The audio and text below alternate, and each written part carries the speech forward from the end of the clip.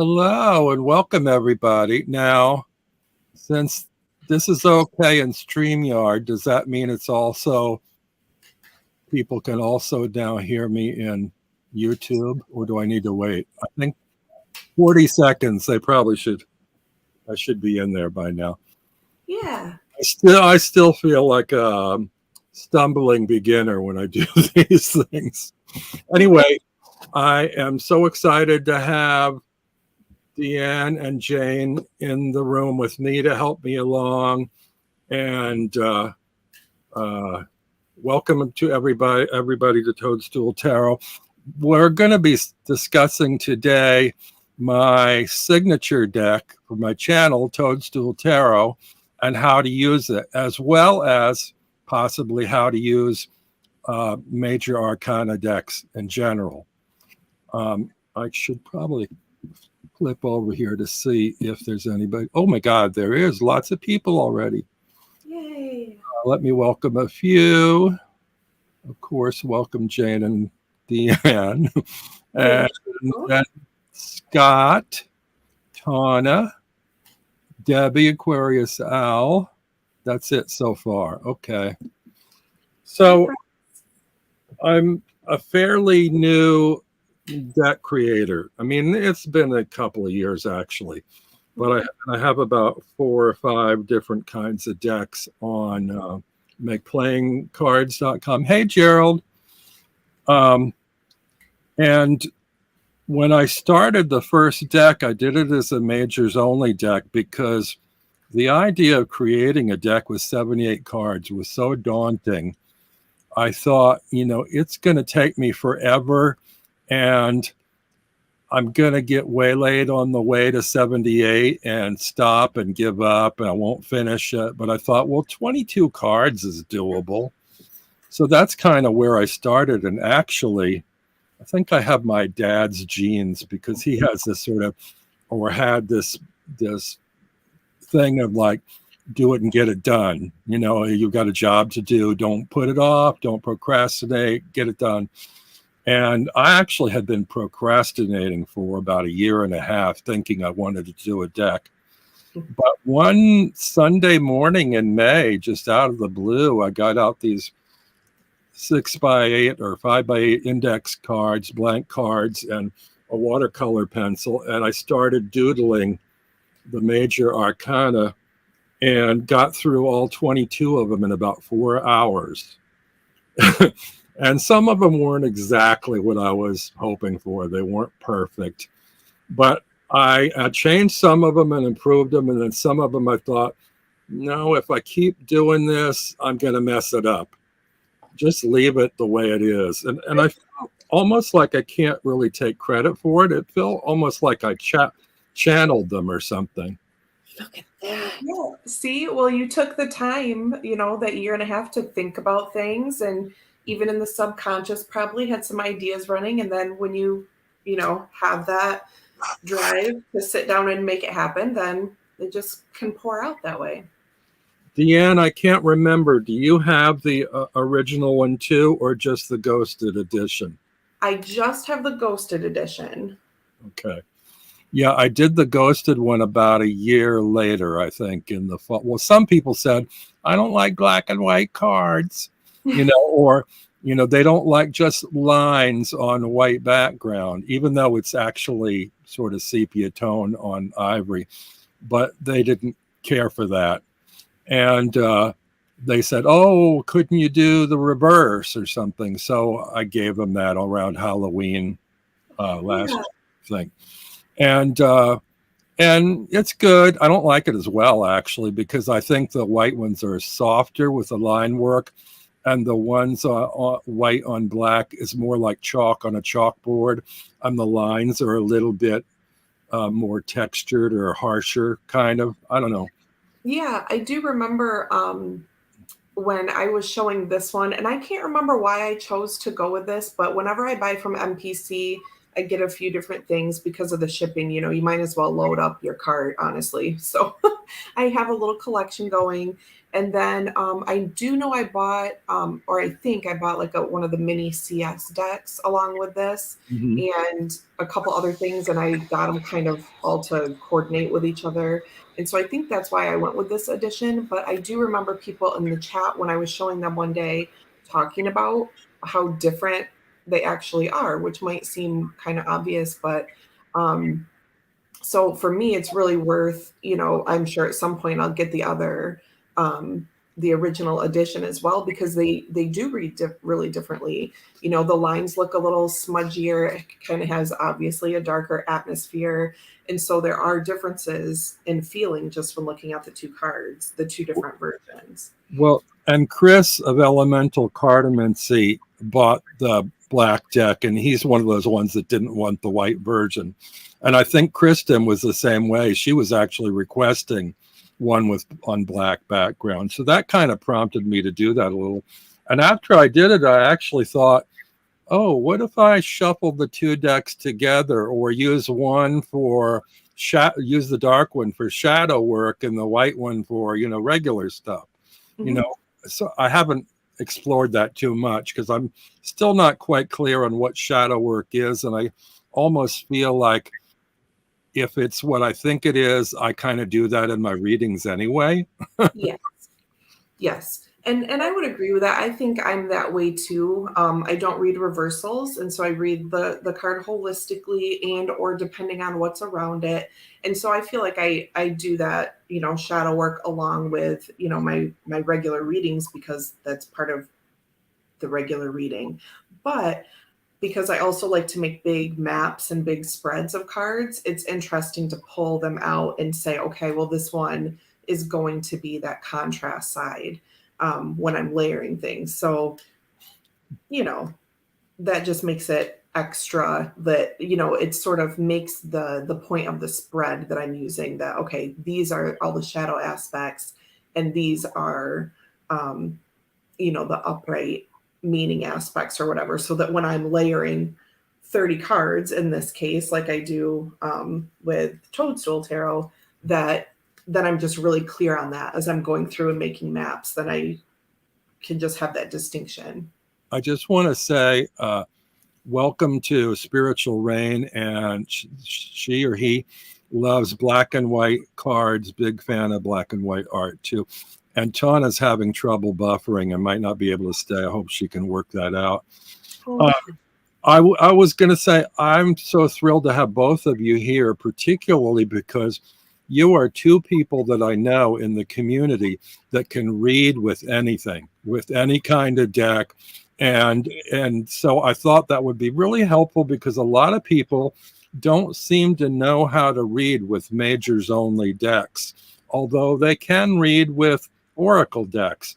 And Jane's done something recently that's different that I love, where she's combined the open face and my Lenormand into one deck that she reads as together somehow. But and I would never have thought of that, but it works. yes. It does work. Yeah, and I think that's interesting that you say that because um, I do think Jane and I are similar in that way, and slash, but we use them in very different ways, even though that's the case. And that's part of the reason I was telling Robin and Jane just before we started that I actually took some notes, because a lot of times I will just say things like, oh, I can just read with that. It's just, I just do it. And I wanted to be able to come to the table today with some specifics. And so that's part of why, um, you know, I took notes. But really, everything can be boiled down to a symbol or one feeling or one detail in a really busy card. You know, I can read the full picture of something like in Shadowscapes and spend all this time picking apart the colors and the whole scene, or I can use these symbol cards and, like I've said before, in a like in a grand tableau style thing, but you don't have to have those Lenormand rules on it. You can just draw a map however you want. You can see what comes up. Is the tower next to a certain element, or is it next to one of the courts? Do I need a certain element tied to a chord? No. So it's just, broken down in the symbols. I really love that because then it's easier to draw a map or like follow a Yeah. theme or something like that. And I actually designed my little Norman cards in a way that I thought might be more useful to people beyond those that read Lenormand, because Lenormand doesn't really have characters in the deck other than a couple of animals and, a person and another person. But I wanted to have a sort of a character running through the deck because I wanted wanted you to be able to read it like an oracle or a tarot in a way where the character was in every card, interacting or reacting some way to the cards on either side and or the object, the symbol on the card itself. Or you could just ignore the character and just read the symbol in a traditional Lenormand manner. But I just thought it might make it easier because people look at a book and they think, oh, what's the book mean? But if you see little Norman holding up a book, oh, it's little Norman studying or reading or doing something with this book, sharing it with others. You can make up more stories than just a symbol. There you go. It's right there. It's so funny that you used the book as the example because I've been sitting here shuffling my deck and this is right there on the bottom. That was not planned, you guys. That happens with you a lot, I've noticed. Spirit is strong. The force is strong with all of us. All right. So I've managed to sort of discuss decks other than the Toadstool Tarot, but all my decks except for one are majors only or Lenormand. Well, there's only 1, 2, 3, 4, I guess there's 4.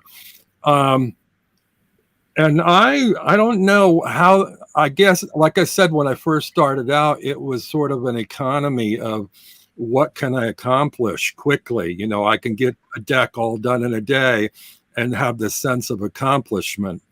Whereas, if I had to spend 2 or 3 years like some artists do on creating a deck, I don't know if I have the stick-to-itiveness to get all the way through, but I'm going to try sometime soon if I don't keep procrastinating. So anyway, I did this Toadstool Tarot, and it's like a little bit more, just a touch more than majors, because I wanted to try something different. And so I added, I did it to make a sort of signature deck for my channel. I mentioned the other day I just got this Mushroom Hunters Tarot, and I'd been looking for a tarot featuring mushrooms or toadstools, and I hadn't seen one there I really liked. And then I saw one coming out, but it was on Kickstarter, and that was last spring. It wasn't going to be here till November. I thought, oh, I don't know if I can wait that long. And then I discovered Canva, and they had like 200 mushroom images. I said, oh, some of these I really like. Why don't I just go ahead and make my own little, majors deck of it? So I did, but I decided to add these 8 extra cards, and that's what we're here about today. I have the majors, and then I have 4 court cards and 4 element cards. So we have something representing each suit and each rank in the courts. The other thing that's left out is I don't mix them. I mean, we don't have a full deck here. So I don't have the 1s through 10s. I don't have them in every suit. And so the question to put out there is, how does one work with a deck like this? And I want to say that if you can read majors only, you can just put the 8 cards aside and just do that. You don't have to use them. But if you have a method or a theme or a way to work with them, that's kind of what we're here to talk about or explore if you've got ideas. And I was going to present you my first idea. I'm talking too much. Jane. I want to say, probably the reason why I connect with your deck so much is I'm never working with a full deck. So anyway, that's probably why I connect to your deck so much. I do love them. So I see. Gerald says, well done, Jane. I like using the open face for an overall feel of the reading. That's what Jane does. Yeah, I love that. That's what I started out doing, and I started doing it just as an overall energy for the reading, which was really funny because it can be very important because that remember that string that I got that said that Gerald was going to be getting married. You Yeah. saw the setting, I saw the marriage, and while you were talking, I would that at that time I was still using the majors separately from the Lenormand from Little Norman, and I just because I was so excited. I knew you kept going on about the trees, and I was like, I want to talk. So that's when I pulled the Hierophant, which just completely tied in the whole Lenormand reading. So they are very powerful. They can tie they can tie a nice ribbon, a nice bow on that. The reading. That was amazing. As I recall, my reading was more general because I thought, I don't dare assume to be psychic or that it's that specific, that it's an actual wedding. I was dealing with the energy, but not specifically a wedding. And you brought it up, and it turned out to be exactly that, which was amazing. And we both some random collections here. Don't mind me. Okay. I thought you had asked a question and pulled some. No, not recreating, just showing some examples. Like, I don't colors are so bright and pop so well there. I'm really well, that's one thing I'm happy about all my decks is when you share them on screen, people can see them. Oh yeah, they're very basic and they're very contrasty, and like a lot of people share cards. There's so much detail, but I can't make out what's in the imagery. Right. So these are great for broadcasting or sharing online. Oh, and I wanted to say, who did I skip here? Scott says, I use the Trionfi della Luna, take out the pips and use the monster pack as minors. LOL. I don't have the illustrated pips version. Yeah, see, and I think that's so interesting because that's really a great way to start kind of figuring out if you're someone who could use a deck like this. And I would argue that anyone really is, or it could be, cards or decks that come with bonus cards or a bonus suit, or like the monster pack, I would kind of consider a bonus suit in that Triumphi, or Macchiati decks that have, the Zodiacs and the Fates and things like that. And that's kind of like, I remember when Robin was talking about something like this in a chat, he's like, I wonder, majors plus, what if you just had majors and the 4 elements represented, and those would maybe be like the ace, and that would encompass all those different possibilities of progression. It could be the 7, it could be the 3, and then just 4 courts. It could be just representative of those attributes of a queen, and it could relate to any of the elements. And so that's, for me, that's great, because there's, even if I get a reading from someone else, there's still a question for me to answer. So if someone gave me a reading that was Queen, Wheel of Fortune, and Water, I'm taking what they're saying, but then there's also questions for me to answer and say, oh, yes, that makes sense to me, what you're saying. Plus, I think this water element means this, right? It can encompass kind of more. And it reminds me of how I feel using pip decks, that the 3 of Wands, when it's just 3 wands, it can open up, a wider space for me to read into, or for me to read out of, for someone else. So it's interesting. It's I call it, majors plus, or it's like a Macchianti without the without the other minors. But again, it's just kind of, it's distilled down, but also expansive at the same time. Well, and I know that in France, they particularly, it's very popular to read with majors only decks. And some people wonder, well, how do you do that? Is there enough there? And I set this challenge a while back. I haven't heard from anybody on it yet. but I'm hoping to do this as a game with Gerald maybe and Jonathan or something in a couple weeks, where we set out, everybody at home can play along, you set out all your majors, and then we go suit by suit. We'll say we'll take the swords and we'll pull the ace of swords. Now, which card in the majors might the ace of swords be subsumed into? Like, what's the basic meaning of the ace of swords?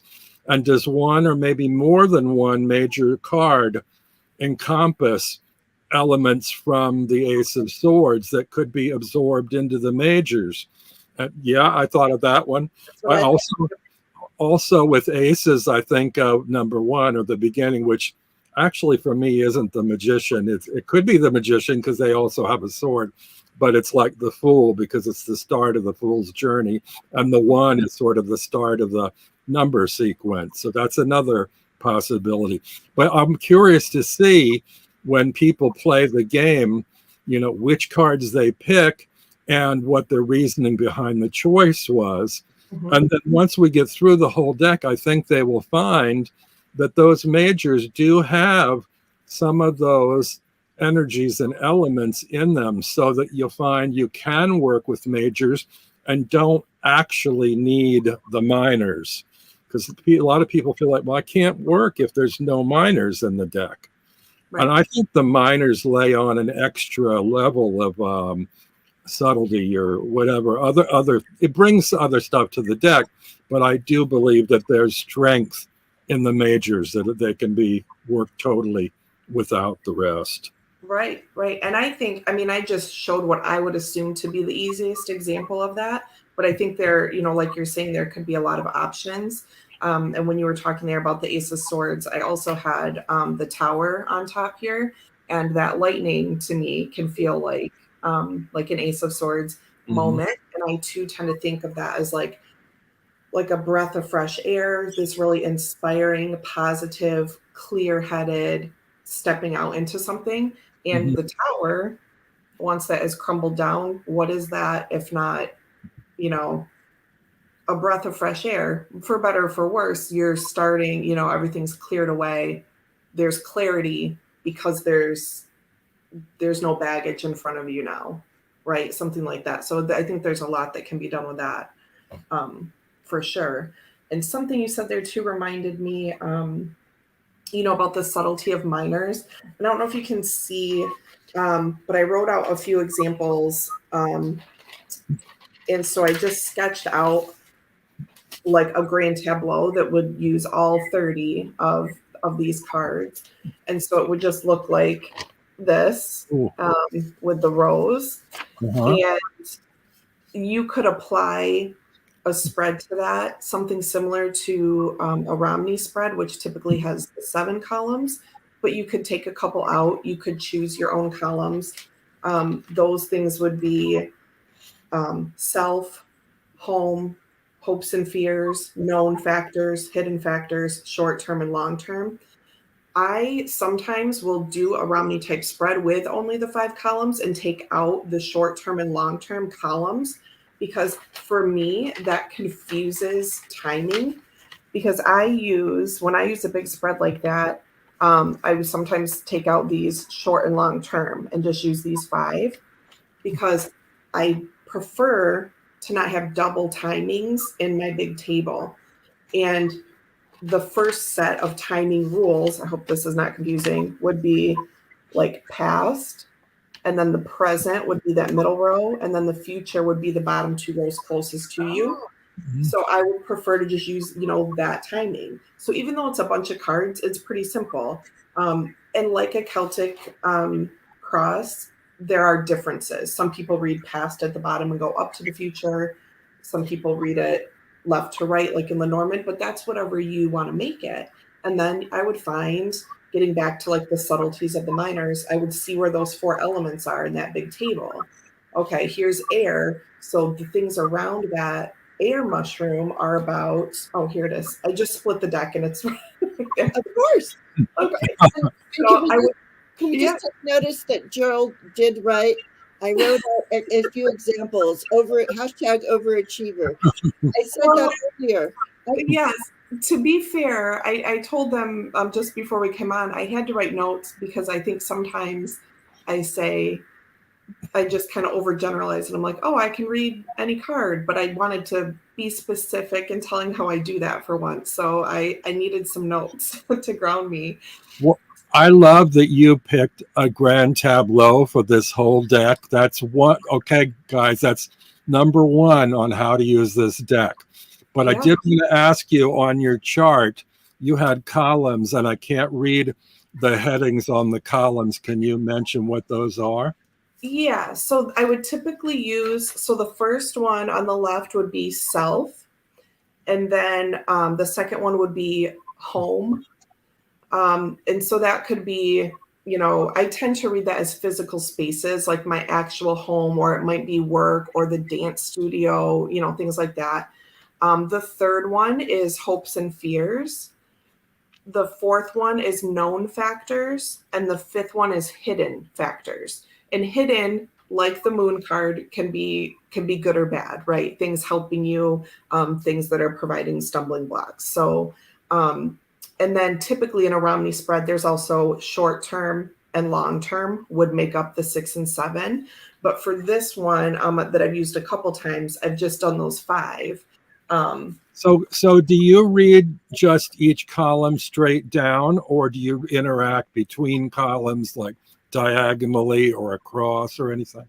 So I go all over the place, but I would typically start with just reading down. So I read the 6 cards down as things that are relating to the self. And then the second set of 6 would be home. And that would include family relationships, things like that. So I read all of them in their categories. And then, similar to Lenormand, then I almost then throw that out, right? I take notes on that, and then it's like an etch a sketch. Then I clear that, and then I say, okay, where's the air card for this deck in particular for Toadstool Tarot? Then I would go to elements and say, okay, where's air? Well, let's say it falls right in the middle, and that's going to be about hopes and fears, and then what's around the air card? What do I need to communicate with others? What do I need to make clear in my thoughts for myself? Then I would go to the water element. So kind of disregarding those columns, right? We cleared that out and now we're working on the second level, which would be the elements for me. So then what's around the water card? Are the devil and the hermit around the water? And maybe that's me focusing, maybe I'm resisting with this devil card. Maybe I feel trapped in some emotions tied to something. And, maybe I'm not reaching out enough. I'm too much in that hermit space. And I would say that because of the devil card. So maybe then I'm just reading these as a trio and I'm saying, okay, the emotions are kind of, there's a little too much isolation there. I'm not sharing my feelings, so on and so forth. So then I might go to where the courts are. Okay, where am I feeling inspired about things? And I would go to the page. And where am I feeling I need to take action? And I would go to the night and read what's around it. So those different levels like that, I would kind of clear out each one before I go to the next one. My third level would probably be like chaining or knighting in Lenormand. So again, I keep mentioning that, but that's just for a framework and you can make up your own thing. But just draw a map to, oh, here's the tower and then here's justice. And oh, Robin was just talking about the Ace of Swords and how that's similar to those cards. So maybe I'm then following a chain. I say, oh, all these things are kind of making a diagonal line together, all these things about important decisions or clearly expressing myself, taking notes so that I can make sense when I'm speaking. Like maybe there's some patterns that you notice. And I think really my favorite thing about any kind of huge spreader tableau, that's my favorite part, is like kind of the treasure map aspect of it and just kind of seeing what comes up, what patterns emerge to you that are important. Ooh, and the corners. Yep. That would be really interesting too, looking at the corners that Yep. sorry. And that's one of the reasons that I love Lenormand. And when I started reading tarot, I almost always read them in a really big spread like that, but I didn't know that that's what it was. That was prior to me knowing what a Romney spread was or anything like that. I just want to jump to the chat. I don't want to leave them in the dust today like I often do. Yeah, for sure. Scott says, I love using just majors for my yearly and monthly cards that I pull. Monday hellos from Lisa Rhodes. Hello. And Scott says he's never heard of the Romney spread. I think, do you mean Romney? You don't mean like Mitt Romney, right? Right. And that's usually a note I give. My Aunt Irene always pronounced it Romney, but yeah, it's going to be Romani is how many people would say it. And it can be spelled with a Y or an I on the end. Okay. And my Aunt Irene and that whole side of the family, they just always said Romney. And I don't know if that's I don't know what kind of, how that transferred over, but I have heard other people say that as well. But yeah, so like Romani, which would be traditional gypsy technique. Yeah. And I wanted to say about that Grand Tableau thing. When you work in Lenormand, you usually work around a card, like you work with a sort of a significator, I guess, and see what's in proximity of that. Now, in regular tarot spreads, I don't generally work with significators, and a lot of people choose court cards. I don't do that. But I feel, for me, my significator, which a lot of people in the community know, is the Three of Wands. I identify very strongly with that, and a lot of people don't use minors for significators.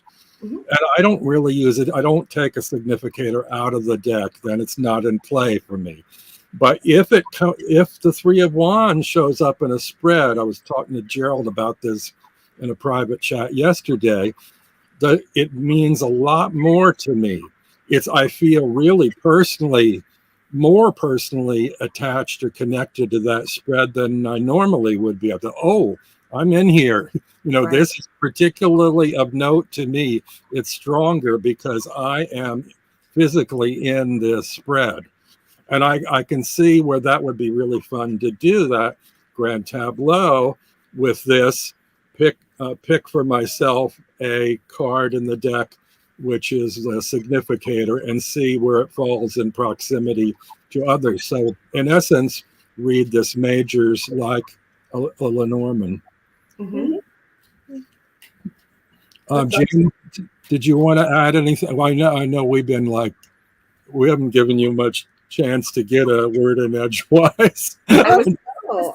I am so all about what Deanne is saying and her notes, and I'm learning so much. I feel like you need to change our spots. No. But what you are saying, it sounds like that. That's what I'm going to do today. I'm going to do a GT with these. It's so fun.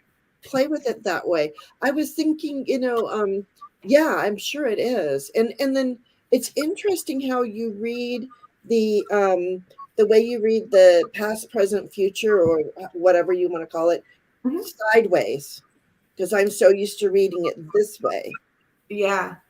So that's really interesting to me too. But that makes a lot of sense because it's further down. I get it. I want to say the only way that I've found to use this deck so far, I'm generally not a very adventurous person. And once I find one way, I just kind of stick to it. And most of the way I read most cards is like in a 3-card spread. Then if I feel like I need more, I keep pulling cards. But my sort of systematic method is I lay out the middle card, and for me, that's me in the center. Whoever I'm reading for, the center of the focus is there. And then I put the card on the left of it and the one on the right of it, and then I just kind of do an open reading. And these are sort of outside influences. Sometimes it's past, me in the center, future. And sometimes it's not really described. It's just how the 3 relate in general. But the way I found to use this deck is I will pull my 3 cards, and if either an element or a court comes up, I'll lay it down on top. Say it comes up first, air or whatever. I'll lay it down in the center spot, but then I'll keep pulling cards until a major comes up, and I'll lay them underneath that one card in the middle. So my major is basically the middle, but it's being overlayered or overseen by the element or the court aspect. And then I'll do the same with the card on the left and this card on the right. And often I'll just end up with the majors only spread. But for me, I haven't yet done one where I just have a court or an element. You know, I always have to have my majors in there somewhere. And that's all I've done. I'm basically just supplementing or refining the reading by adding an element or a rank on top of that major card. Do you know what I mean? Yeah. Well, and I'm wondering, Deanne, what you just held up, the magician and air, if you how would you read those 2 cards together then? So I just chose any major, but when Robin said air, and then, you know, going through until he gets to a major, the magician was the first one I came to. So then I would say that because we know the magician typically, or, you know, does have all of, you know, the elements represented there on the table, that in this case, this most important one is going to be air, which gives that kind of immediately shifts me to something that Tom Benjamin said however long ago about the magician being similar to the big light cards, like the sun, the moon, the star, because of this lightning inspiration that's coming through, right? The as above, so below. And, you know, that magician's waiting. It's, you know, a conductor of the electricity. And so this immediately in this example would make me think of that, and that it's really that the magician in this case is really reading like, you know, just stronger in the air element, being completely clear-minded in this, maybe coming out of this meditative state and ready to receive that idea, like a page, in my opinion, and like an ace, things like that, or the fool, you know, waiting for that muse. And see, now mine is like that. It's a little different though. Mine would be, I tend to this is a non-representational deck. For people who don't know what that is, you don't have figures doing actions in this, although some of them do hint at that by the way that they lean or they combine with more than one toadstool or something. But some people may not be able to read intuitively with that. But with that one, air over magician, for me, the magician keywords are skill. It's skill, basically. And then the air is thoughts and words. So for me, that would be focusing on your skills relating to how you use your thoughts and your words, your communication. So if I was reading that in the spread, that's where my focus would go, not so much on other aspects of the magician as on the air element or the sword element of the magician. Gotcha. Yeah. And sometimes, well, I mean, what would you do if you got 2 cards and a major? You know, like suppose you got a king and an air and a magician. Right. Yeah. And how does that change it? Yeah. I think for me, it would be then when I look at the courts, it's sort of like a beginning or an initiatory or whatever. And then in the page, a more active element in the knight, a more compassionate element in the queen, and a more masterful element in the king. So if I got king, air, magician, it would be using your thoughts and speech in a more controlled or masterful way to communicate, you know, work with the strength of your communication energies. Mm-hmm. Yeah. And with the 3 cards like that, that reminds me of, okay. I was going to say that reminds me of when Jane is reading and does, either mixing the Lenormand and the majors, like she had said before, or with drawing an oracle card. And then a lot of times she will do, here's the oracle message or the angel message. And then, okay, let's draw some Lenormand cards and see what the outcome or what else those have to say. And so, and then that example, she would go on and continue down from the oracle message. Okay, then we get these 3, and this is what those say in support of that oracle message, or maybe next steps. And correct me if I'm wrong, because I'm just speaking on Jane's behalf right now, but I've seen lots of her readings and received lots of her readings. So that's, I feel like it kind of walks along, she would use cards like this to kind of set the path from whatever the oracle card message was. Mm-hmm. Yeah, and I feel a lot of times when Jane reads, it's not so much very specific spreads as a kind of a conversation among several cards. Yes. Like he tends to focus on single cards, but then another one will communicate with it, and a third and a fourth. And I like that kind of open dialogue, that open way of reading. Yep. Thank you. I don't know how I like that, Deanne, that you wrote down how you read cards, like, because you're like, I don't know, I just read the cards because that's me. I'm like, I don't know, but what I do know is, for me personally, I get the message before I get the cards. Yes. And then the cards really just confirm what the message already was. And it gives me a representation. And I think that's how I put the story together, because I've already heard the story. Right. Right. And then because I'll wake up in the morning and I will hear a song. This happens to me all the time. Yes. So that will indicate then I have to look at what's the song saying, what's it doing. Then I'll pull some cards and it all makes sense. Mm-hmm. So I think everybody can do this. It's just something that you have to pay a lot of attention to. Right. I just want to welcome in Julie at Peekaboo Rose, who just popped in. And I'm wondering, unless you want to throw out another possible way of reading right now, we might try an example, like an actual reading. Like if somebody in the chat wants to post a question, the 3 of us could try individual ways of reading that with these cards, just to show the difference in how we no, I don't know whether Deanne would want to lay out the whole grand tableau for the reading, but it would, yeah. I mean, I definitely could, and then just like hold up the little collections. I do have one more.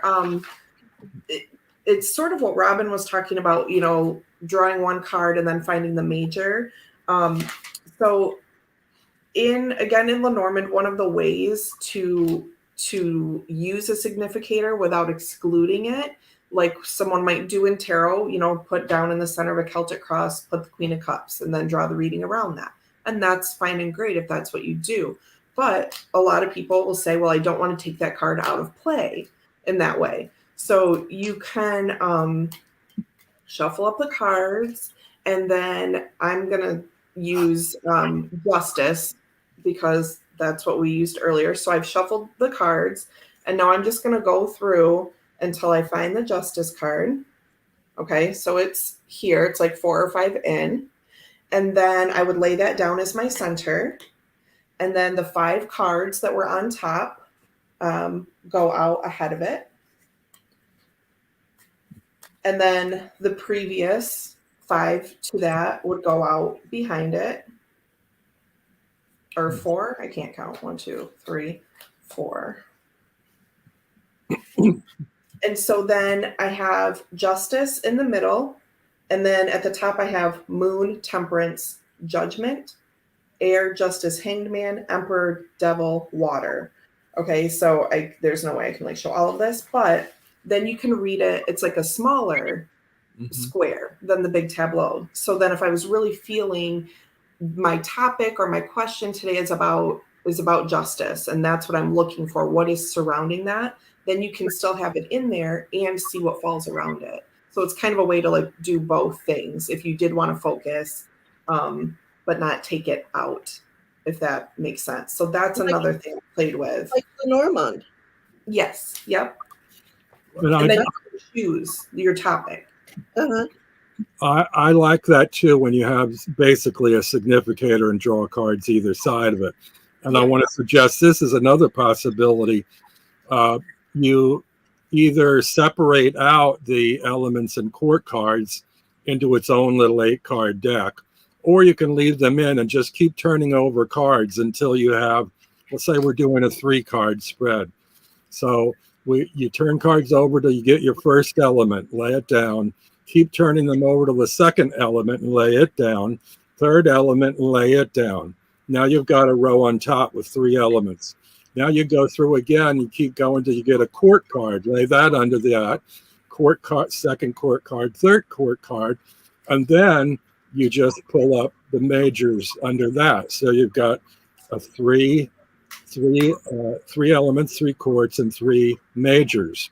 And then you can read how to focus the element and the rank or court card on your major underneath. Perfect. Right. And then that gives some structure for people who are like, well, I need the queen to be something. Then that's fair too. And I've got queen under the fire element here in this example. So then that gives you, you can still build a structure with it. And it's fun to flip over a bunch of cards. So, it's really active, I think, too. You could also just work with the 8 cards and put the majors aside, although it's a little bit hard to shuffle only 4 or 8 cards. But then it was basically like reading tarot, but you just don't have the Ace through 10, Right. So does anybody have a question? Yeah, let's see. I mean, we can do, I mean, it's kind of hard to do an example of the cards. I don't know about a collective reading, so it would be fun if somebody had a question. Yeah, somebody in chat, please toss us a question to help us out. Anyone? Here's the 2 top rows while we're waiting. Okay. Oh. So then you'd have Queen Fire, King Water, Knight Earth, and then whichever 3 majors came up next underneath. There's a question. There we go. Thank you, Scott. So click on Scott's question. There we go. All right. And does this work this way with us wide, or do you want me to make it tall and narrow for the 3 windows? I think we're good. You know what I mean? Like, is that better or worse?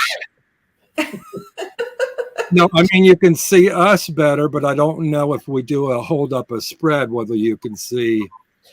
This is better for the cards, actually, but man, talk about being in your face. Okay. We'll try this, and if you need to see a wider spread, let me know, and I'll just pan out. All right. And then also, too, Peekaboo Rose has a question, too. So if you just wanted to start them. Oh, thank you for reminding me of that. Yeah, well, you asked me to, so doing my job. All right, what does Scott need to focus on this week? Okay.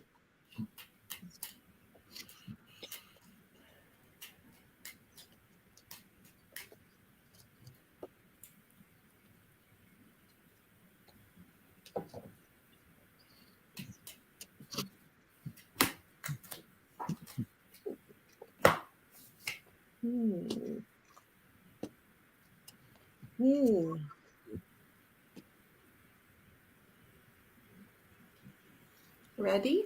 Yeah, does anybody want to start in particular? Either of you can go. Deanne's going.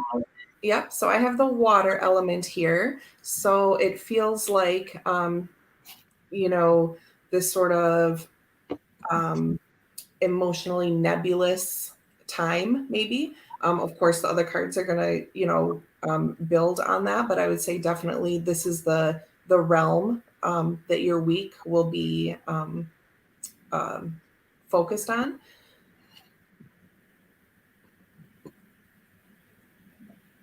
Oh, is that it? No. For now. Oh. Yeah, Oh. for now.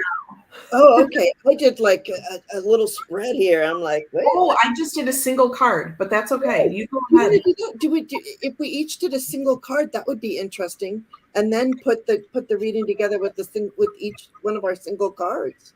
Well, I think you should go. I already pulled a spread. We can each do it however we want, because I want people to realize that there are many ways of using this deck. So yeah, no, I feel good about this. This is my theme. Yeah, and I think Deanne does a spread, but I like the single card too. So let's just go through the three now and then maybe circle back. Agreed. Okay, so Jane. Okay, so I did a little. I did just the first 6 cards of the Celtic Cross. I didn't do the last line with the outcome because you were asking about the weekend. I got, whoopsie, so sorry. As the significator, I got the Hermit, and then what's crossing it is the Devil. So and I'm going to tell you some other things here. So to me, and what's next to it is, whoopsie, this is great, is air. So I feel like what this is telling me is that you're getting in your head a little too much right now and judging yourself because of that Devil card. The judgment is underneath, so this is the foundation. So with the air, the thoughts, you're in your head a little too much and judging yourself unfairly. What's crowning you is the Queen. Now, if I think what I would probably do is this is okay. So over the Queen, I get the Sun.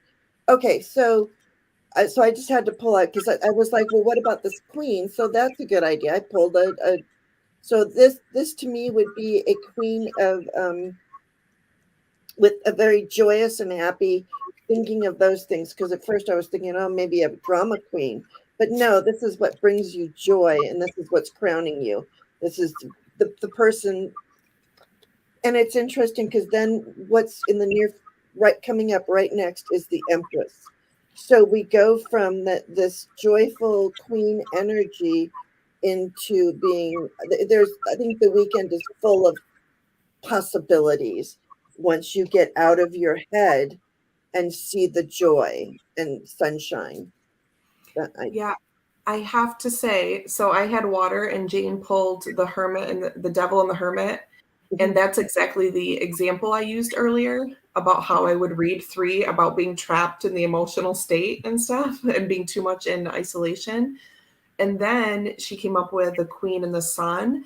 And then next steps immediately coming out of the Empress. And I feel like the Queen with the Sun, that pairing is amazing, and to definitely go headfirst into that joy. And then I feel like the Empress is a more sustainable version of that, a little more balanced than the Queen and the Sun. And so when Jane was talking, what came to mind was we can't just tell ourselves to feel better, but sometimes we can, right? So this is not to be dismissive of anything or say that there's hard work to do through getting ourselves into a better emotional state. But sometimes I have to make myself go outside for 5 minutes. And the amount that improves my mood is incredible. And I'm still today, 39 years old, have to really make myself do that sometimes, even though I know that will instantly get me going that way. So that's just, anyway, there's my ramble about just this water card. Well, that's really interesting because for me, if I'm really down in the dumps, or I need to just let out what spirit tells me to do, what I tell myself to do is I put on my socks and I dance in my kitchen. I put on some music and I dance. Yes. I love to dance and play music really loud and And then I grab my husband sometimes, and he's as stiff as a board, and I move him and I make him dance too. so, Oh, sorry. So no, yeah. So yeah, I like that. Yeah. I want to ask you too, in line of that, you pulled the Queen and the Sun.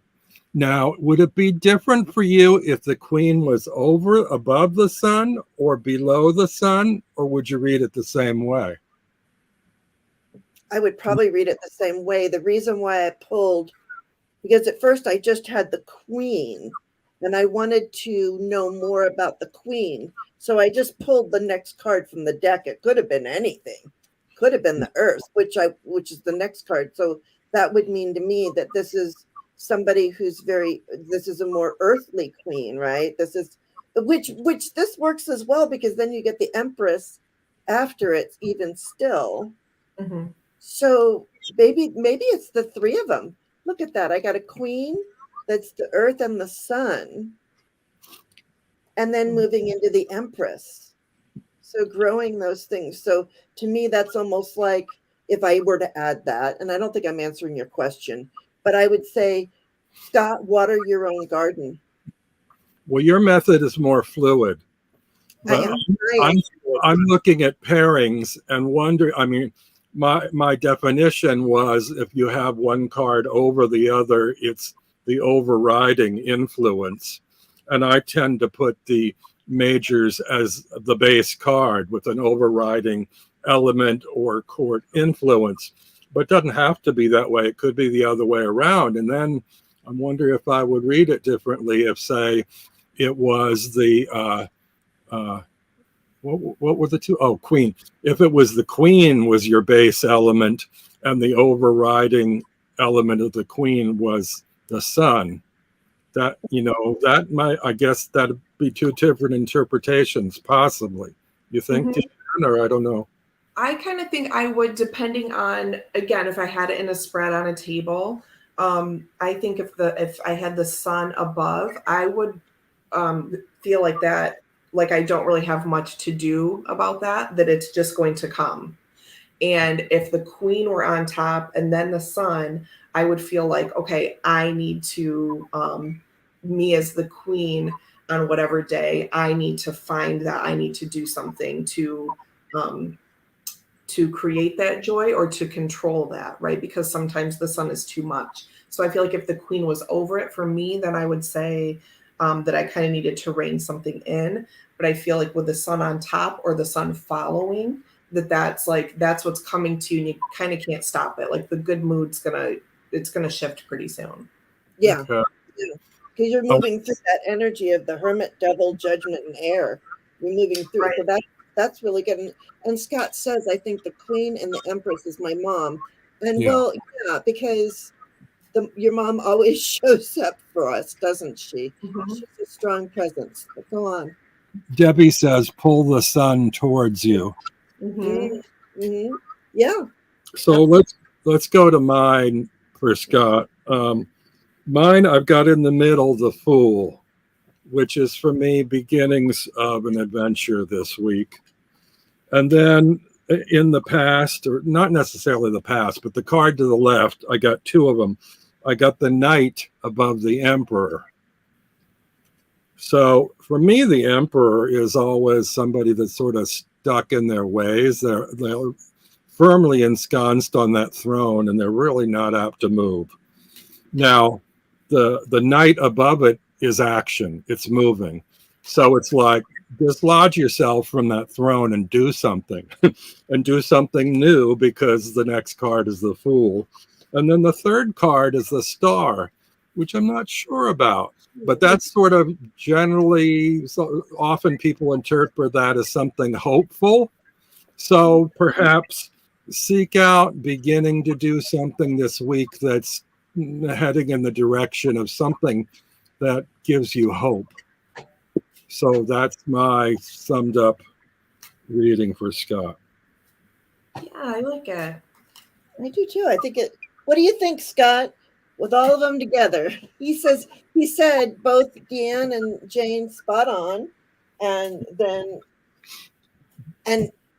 loves what Debbie says. And what about what Robin said? I think it all goes together very well.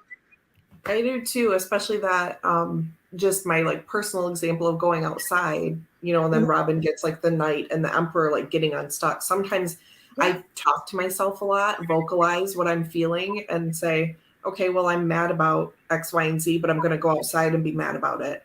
I'm still going to do the thing, and then it dissipates, you know. So taking any action, even when it's even when you're in a mood that you don't want to hear that or feel that, still do it. You know, I might as well help myself. That's what I tell myself. That's a good one. And Scott says Robin's resonated as well. And I'm just going to point out, Scott, just because I do that, on the bottom I have the King. So remember, and we're telling you to go outside, and then you got the King. I wonder what's coming in for you, Scott. Just saying.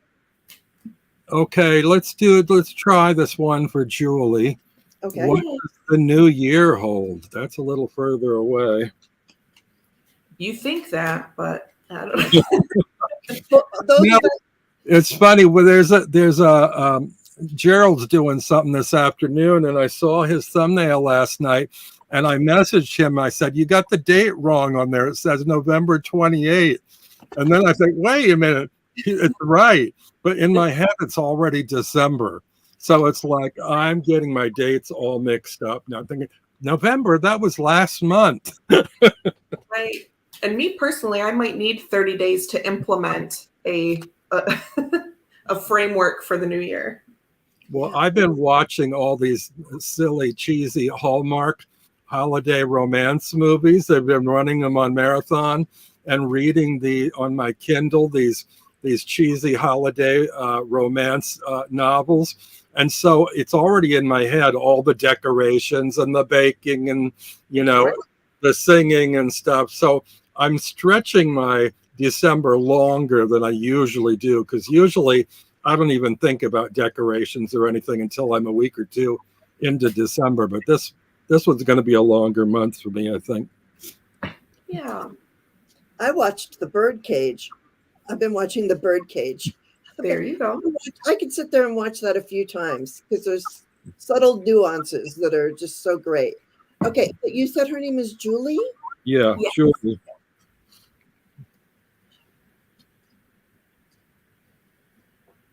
And I did 3 this time as well. Okay, mine was very straightforward. No extras, just the 3 majors. And I'll go first this time, and then you. So I have Julie as the center card is Justice. Justice. Gosh, I don't know very much about Julie. Justice. Well, let me go to the other cards, and maybe I'll figure it out as I go. The first card's the Magician. I know Julie is also a deck creator and very creative. And if you all don't know her, subscribe to her channel, please, Peekaboo Rose. And she also does 3 decks and 3 gals and 3 decks. I can't remember the name of it. Maybe she'll post it. Where she joins with 2 other gals who have channels, and they each show a deck and try to sort of talk the others into adding it to their collection and look at the pros and cons. That could be a dangerous show for me. Yeah. Very dangerous. And the third card is Judgment. So Justice in the middle with the Magician on one side and Judgment on the other. So I'm still not sure about the Justice. Of course, the Magician's easy because she's really creative. So she's got all this stuff at arm's length or at hand's length. There's stuff that all the tools she needs she can work with. She's got that pinned. Now, Justice, I guess it's weighing things out in Justice. Where to focus her skills. You've got the scales. You've got 2 ways to go. You've got to balance things out to make them work to the best advantage. So I think she may need to, and maybe she's working on something new, because she's got Magician creating, Justice deciding, and judgment arriving at a place of decision. So I think maybe she's got a project going, or might be thinking that she could very well do that if she's not thinking about it already. I love it. 3 girls, 1 deck. Yeah. I have to write that down. Sorry, Yeah. that's that. Oh, scarily accurate, she says. Yep. I have to write. Wait, 3 girls. I'm going to check you guys out. Go ahead, Deanne. Actually, Julie, it's not always on the same channel, is it? Do you have a 3 Girls, 1 Deck channel? I think that's just the name of the show. And can you put in the names of the channels that it appears on, or maybe the date of the next one and which channel it's going to be on? I never know how to find you guys until I see it pop up in my set reminder screen. So anyway, we'll find out. Okay. So I have the Moon, the Fool, and the Queen. So right away, for me, the Moon is, holds all of those traditional meanings, and there can be some confusion or kind of walking into the dark, of course. But I always have to say, my personal bias about the Moon is that I feel very empowered when that comes up. I think that there's a lot to be found there in, going on a night walk, figuratively or literally. It could be a night meditation. It could be, anything that's in that sort of realm. For me, it's very peaceful. Finding some time to kind of sort out your thoughts, and feeling again empowered, and especially because of the next 2 cards that came up, the Fool, open to this new beginning, these new thoughts. We have the precursor to the Magician, of course, which Robin pulled. And so when you get to that point where you're maybe too kind of shrouded in thoughts about what you're planning, then remember to kind of step out and be open to the inspiration, like I was talking about earlier. And then if we're reading this third one, like as an outcome, it reminds me a little bit of the Empress that Jane pulled for Scott, and that's the next thing coming, the forward motion, the next step on the path. And here too, this to me feels like if I'm taking the Moon and the Fool in combination together and they create this Queen, then that's sustainable, and you can walk forward with that sense of calm, sense of figuring things out, sorting out your thoughts, and then being willing to step into that open space of inspiration and being that kind of queen. And see, I love that I can say that because this queen has no suit tied to her. And so I would make her this, queen of, half peace and empowerment paired with excitement and being open to inspiration, and that would be the kind of queen you are in these next steps going forward into the new year. I would almost even say the Queen with the Moon to me is almost Queen of Cups too. Yeah. Mm-hmm. Right? You really using that intuition there. Yeah, I think that's a really nice combo. Yes. I too got Justice as in the middle. So I got Justice with the World over it. I did my little cross thing again. I can go through it really fast. So the Justice with the World, and underneath it is the Lovers, the foundation. So what you are connected to. I think that you're trying that in this, what I'm seeing is almost like wanting to shine your light for the whole world to see the wrongs that have been wronged with the world, because and the devil is over you. So you're thinking about all of these, maybe it's even about I'm just throwing stuff out there. Maybe it's even about all of the world, saving the world, people throwing away their trash. Maybe it's even just that kind of devil, it's, the people who aren't paying attention. And once again, coming up, I got the Queen with the Sun card.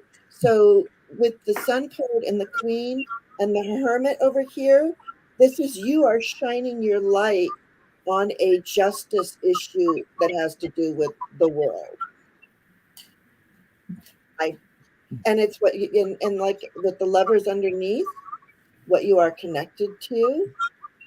That's the way I'm reading that right now. And what's crowning you is these thoughts of it's like and I could be, and I'm sure I'm completely off here, but it's like me when I get on my rampage of, why do we have this business? I'm so sorry. I don't want to go there. But it's just, I don't like the way we're treating the earth and putting so many chemicals into the earth. And I know that when I pass away, I want to be buried all natural. I feel like we need to give back. So that's what I feel like in this reading. I almost feel like that's what you're doing, is you're wanting to you're shining your light on the world. And it's not surprising, since there are only 30 cards, that we would come up with some similar cards. But I'd say since Justice and the Queen came up, that there is extra emphasis on those cards between the three of us. I can't remember now which three Deanne pulled, but Jane and I both had Justice. And I had a Queen. You had the Queen. Yeah. Yeah. So we're all kind of linked together, and we're our own little three window spread. Yes. Yeah. Absolutely. See how this works?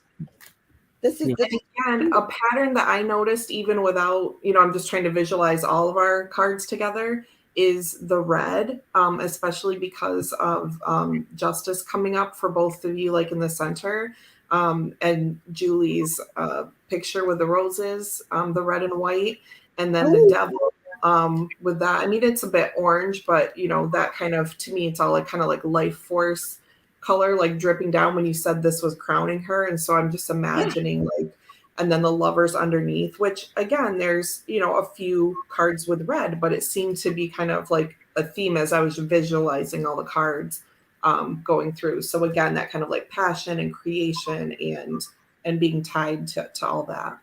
Everybody take your notes. I had to throw in some color symbolism. Yeah, I love that. Hi, Richie.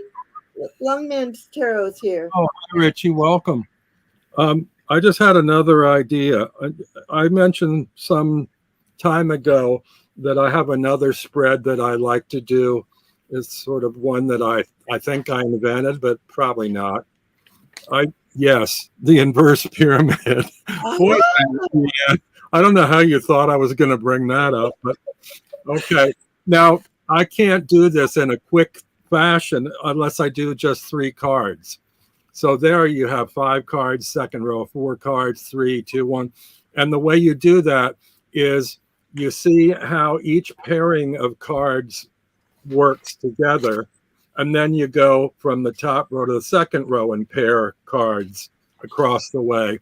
And the whole thing gets distilled down into a story. So I'm only doing a 3 card for this one as an example. And for the top row, I got Air and Magician. And underneath, I got the Hangman. So for an example, I would distill the Air and the Magician. What does the Air and Magician paired mean? Then I would do, what does the Air and the Hanged Man paired mean? Then what does the Magician and the Hanged Man mean?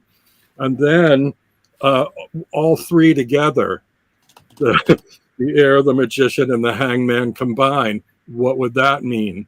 And then you basically had the crux of your reading. Mm-hmm. Yep. I had it here with my other tarot notes that I cleaned out of my work notebook last week. So it just happened to be handy. I only do that spread when I am bored with like a little 3 card quickie spreads and I want to spend more time. I don't do Celtic cross. This is my Celtic cross, you know. Yeah. It's more I think it's 15 cards or 16 or something. And but 15. if you do the top row 4 instead of 3, then I think it's 7, 1, 2, 3, 4, 5, 6, 7, 8, 9, 10. That's 10. If you do 3 cards on the top, it's 1, 2, 3, 6. Yeah, so even 6 is pretty good. Yeah, I did make sure to have it at hand too, because I thought that could be another one. I haven't done Robin's inverted pyramid with this deck yet, but I thought that would be another, good to combine those things too. And interesting, in the full set with the 6 on top, it's 15. So that'll use half of this deck. And there's lots of patterns there, like building those sentences. You know, like you said, first I read this pairing, then I read this pairing, and each one is another sentence, basically. Yeah, and you could just read the bottom card. That's the basic reading. But Right. Each level above it enhances and expands on what that card means. Like, it's more than just the hangman. It's the hangman with all these other aspects built into it. Sorry, Jane, what were you going to say? No. I wanted you to finish with that. I have one, a confession, I guess, kind of, is the only thing that I wish I would have ordered was the numbered of each card. Don't you have one that has the numbers on it? No, not on this deck. No. Yeah, so I'm going to have to write the biggest, only because I'm not really, like, I know 1 through like 5, but you start getting past that. Maybe 7 is the chariot. It also depends on what deck but I think bringing numerology, I like to bring numerology into my readings a little bit as well. So that I'm going to write, that's something I've just decided I'm going to do. You know how I taught myself the majors in numbers? It's a visual on the actual number. So like the 0 is the Fool, which is sort of like that's the start, that's the beginning. I know that's where the Fool is. The 1 is the Magician, and I think of this solitary figure standing there with all his tools. And then the 2 is the High Priestess, and she's sort of like in a 2 is kind of like in a kneeling position, which is sort of like a meditative pose, or she's got the book in her lap. The 3 is 2 round figures, very voluptuous, like the pregnant empress. The 4 is the emperor who sits cross-legged on the throne, the way the 4 has a cross leg. The 5 is the Hierophant, and he's this figure sitting there with a flat level on top, like an altarpiece, in a church or something. And then the 6 is the Lovers. So it's like a circle with a squiggle on top. It's sort of like one lover is like hugging or surrounding the other lover, leading to the future. The 7 is a chariot that looks like an arrow moving to the right. So that's like the chariot running away into the future that the lovers have just gotten on board with. The 8 is a small circle above a large circle, which for me is the pairing figure with the lion below it, the big lion and the little, mistress above it. The 9 is the hermit. You've got a stalk in the back, and you've got this round, so he's like holding the lantern out over the stalk. The 10 is Justice, and you've got somebody holding a sword and a wheel. No, wait, is it Justice? No, I'm wrong. It's the wheel. So you've got the wheel going around, and you've got somebody standing in front of the wheel. Justice, you have the 2 sticks, so it's like this or this. You have to define justice, between the 2. They have to be balanced. And then what's next? 12 is the Hanged Man, and that loop on top of the 2 is like his legs over the bar hanging down. 13 is Death, I don't remember how I figured out death. 13 is 13 is easy because it's death, because people don't like the number 13. This, Yeah. So that's just that. But I don't know, but somehow visually they all work kind of for me. The 14, you've got a figure standing, and you've got sort of two spokes above a base, I guess, for the two pictures. The 15 is 14 is the star. no, it's temperance. Okay, thank you. See, that's what I'm saying. But you find some, like these little mnemonics or whatever, you find some little way to like remember it. And after you've done it a few times, you know it. And even the ones that you might have trouble with, like the temperance, because of the 14, if you know the other ones around it, you know kind of what comes in between. Generally, if you know the sequence, you don't have to count them out in your head. But then, so 15 is the devil. I don't remember how I decided on that one. I just know 13 and 15 were there. 16 is the tower.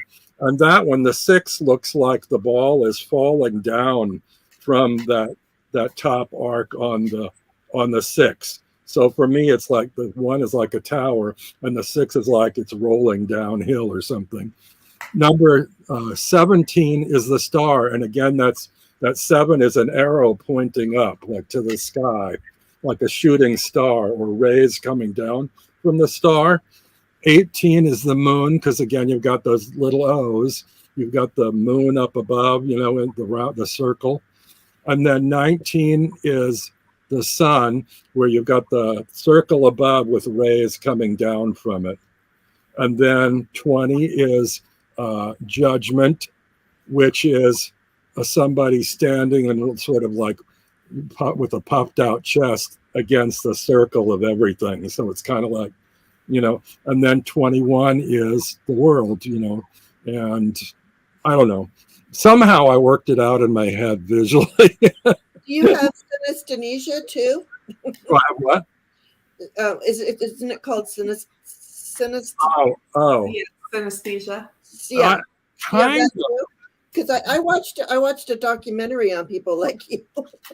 Well, they could do all their numbers in their head, and numbers were actually like dancing, and they all represented and looked like a different thing, and they did all these calculations, like they did pi all the way out to like, it took him 5 hours to say all the numbers, but he did it all he saw them dancing in his head. So that's what you just did.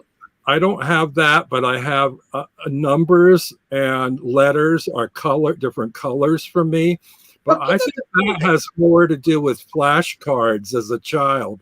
Like I seem to remember back in preschool, they had flashcards, and each number or each letter was a different color or had something on it that was a certain color. Like I think 1 is always red because it's usually an A or apple or something. I don't know. I had different colors for different numbers for some reason. And I do tend to use those a lot in my deck creation when I think about colors and things. Well, I think you shouldn't dismiss. I've heard you twice now dismiss yourself in certain things, certain gifts that you have without, you have these gifts, you recognize these gifts, and but you tend to explain your gifts away. So I think just accept and just sit in the gifts, Robin. I do tend to apologize too much for whatever I'm doing. I should just let it be, but it's like, even if it feels to me like I'm messing up or something, I should just let it be whatever it is, and try not to over explain or over apologize for what I'm doing. Yeah. Well, I tell you, when I got this deck, I specifically chose this size. I love this size. It's kind of like dominoes or something. And also because it's 22 cards. Well, it's more than 22, but majors only decks, I almost feel like they want to be extra lamination like you get in glossy, because it makes the cards kind of thicker in a thin little deck of only 22 cards. But this one I almost regret. I mean, when I first laid them out on the screen, I know what the regular MPC stock is. It's sort of a semi-sheen. And I thought, that's not going to be what I want of a black background in this deck. And so I wanted it to be glossy. And I'm usually not big on glossy cards. And so I like the look of it, but they really are, they're very glossy when you use them on camera. They reflect a lot, and they also show a lot of fingerprints. Yeah, they do. You just have to get over that. But if you do make it in other things, I will purchase another deck, like in like this. Yeah, or linen. I've been thinking about linen actually, and mine.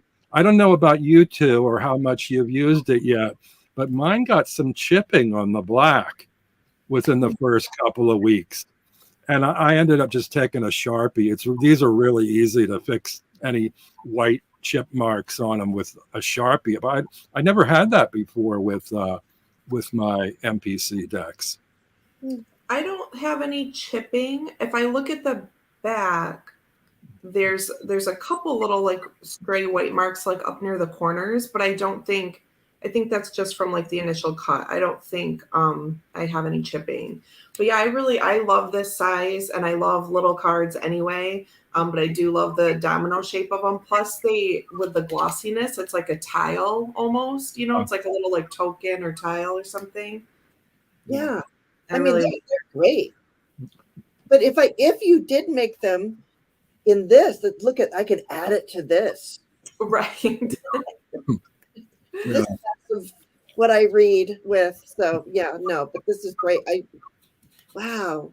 I love that. When you combine those other two, I thought, oh damn, I didn't do it in the same size for Jane, so she could also fold this into the deck. I think whenever you create a deck, you should think, what would Jane like? That's the standard from. Yes. Well, this has been Deanne like.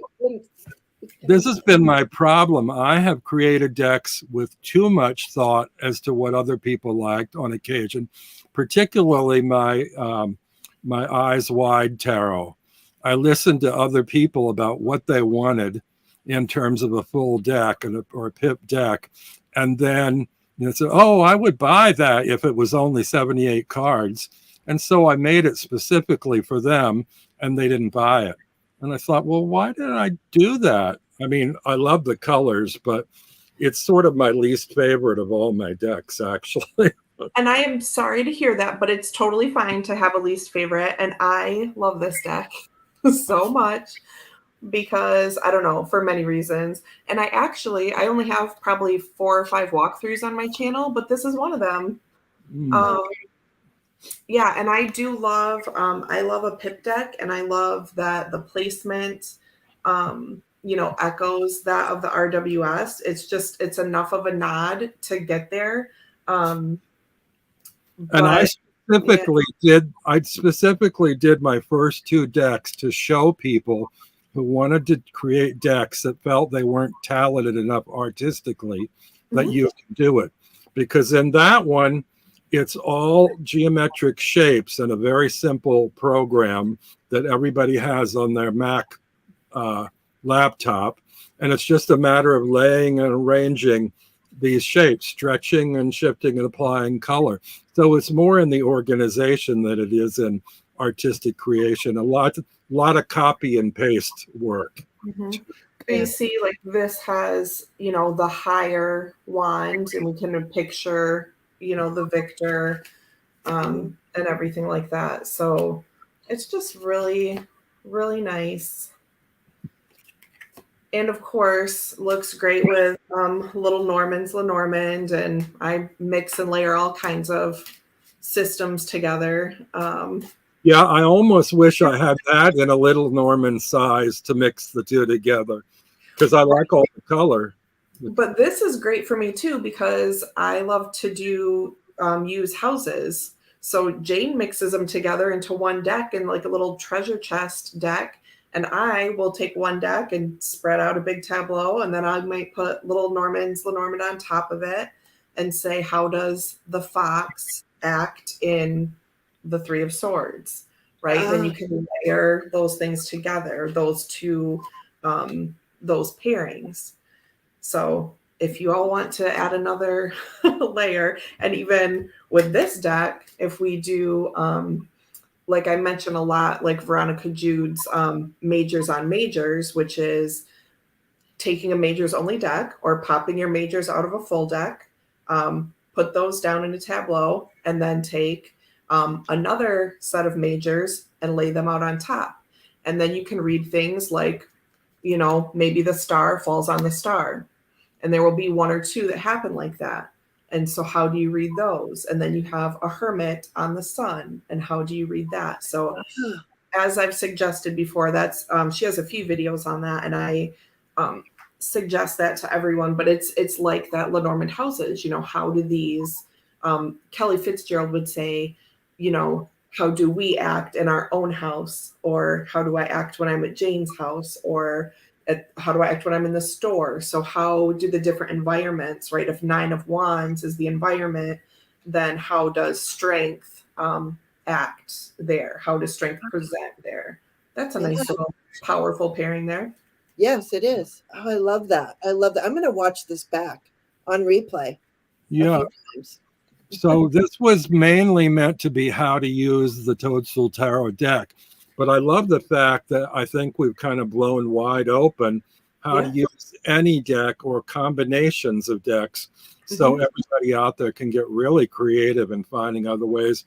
And we've been an hour and a half, so I'm going to like close this off. But before I go, do you have any additional possible suggestions for how to use this deck, or other thoughts or things you want to say about majors only use? I got to stop calling them majors only, because I feel like that's, you know, poo-pooing the deck. I should say major arcana decks, because it's not only, you know, in fact, they're major arcana because they're of major importance. You know, they're the major mystery. They're not something less than, you know.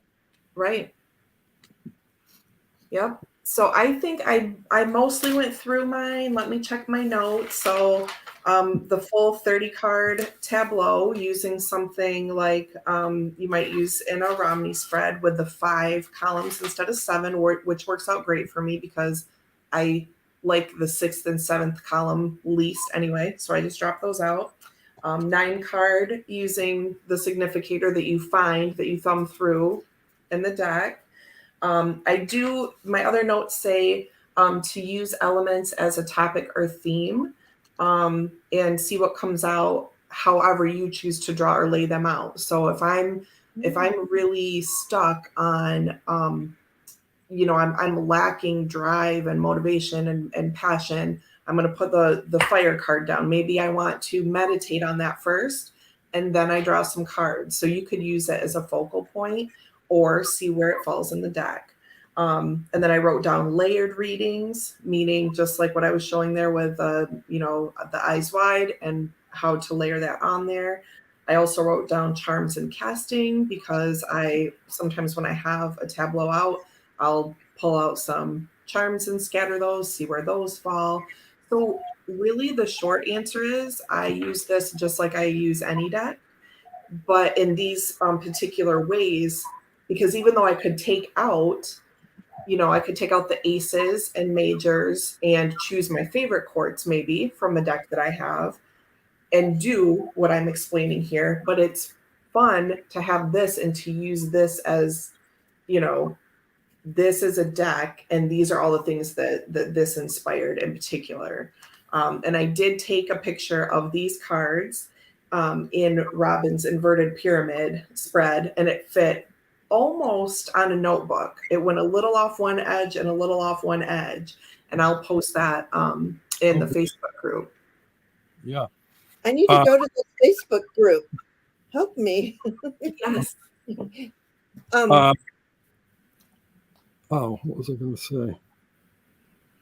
Oh, I was going to say this was meant to be about these particular cards, but I think in a way it's more about spreads, which I think is really interesting, because I don't generally follow spreads, but we've kind of figured out our own new way of doing spreads or dealing with cards to kind of like, oh, don't follow the same old traditional spreads. Bust your deck wide open by finding other ways of combining cards or layering cards. So I think that could be encouraging to people who don't even have any interest in this deck or buying the deck or anything. So I want to encourage that. Oh, I know something I wanted to say earlier.